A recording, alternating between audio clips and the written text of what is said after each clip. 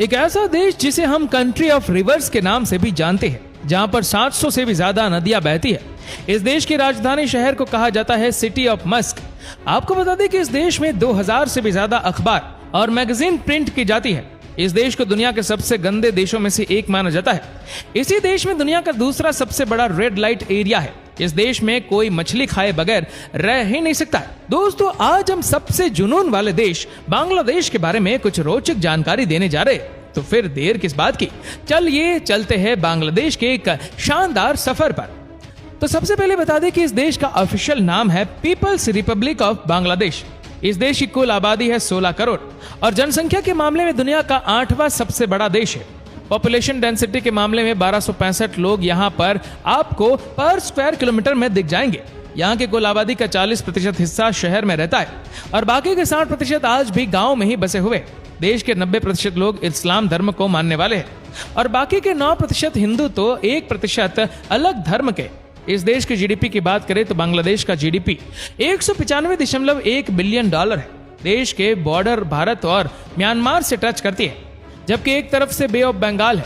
बांग्लादेश की इकोनॉमिक राजधानी है ढाका और बंदरगाह वाला ये शहर देश के प्रमुख शहरी इलाकों में से एक माना जाता है।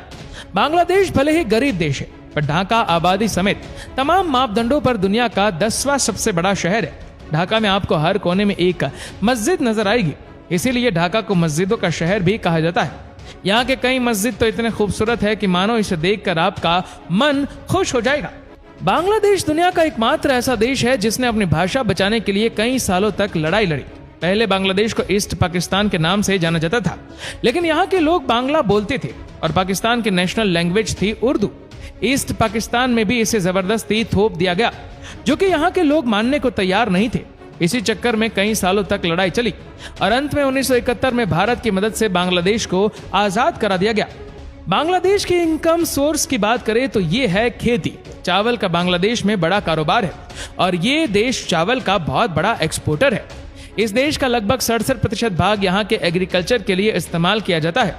इसके अलावा दुनिया में जितनी भी बड़ी गारमेंट्स कंपनीज है, उनका प्रोडक्शन बांग्लादेश में ही होता है। दुनिया की टोटल गारमेंट इंडस्ट्री का 60% प्रोडक्शन इस देश में ही होता है। साथ ही पूरी दुनिया में इस्तेमाल होने वाली टोटल चाय का 3% हिस्सा बांग्लादेश उत्पन्न करता है।